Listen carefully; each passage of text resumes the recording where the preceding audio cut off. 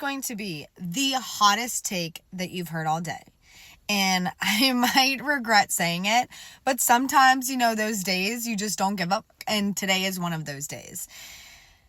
This is what happens, in my experience. This is what happens when you listen to stylists. I have found through the 15 years of me getting my hair bleached that stylists, their studying encompasses cutting and coloring. It's from an aesthetic standpoint. They don't get educated on how to maintain the integrity of the health of hair. So what they can do is the beautiful artistry with the painting, the cutting, the coloring, it's truly art. But when it comes down to being able to teach you how to maintain healthy, long, bleached hair per se, which is something that is very difficult to do, that's where there is a gap in the education. And that's something that I experienced myself. I used to once have hair that looked like that, and it took me years to figure out what worked. And what works is using natural hydrating products. And they're not taught this.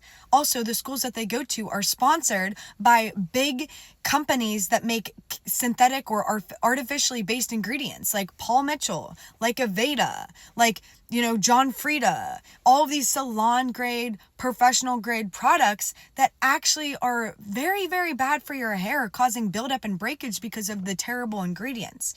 So yes, what they're taught, maybe they're taught this way or that way, but if you take a step back and kind of see who's orchestrating the schools, it kind of all makes sense. And it makes even more sense when you see most blondes that have hair that looks cinched, fried, because it's like up to their shoulders and they have to get extensions to have any type of longer hair because it's so damaged.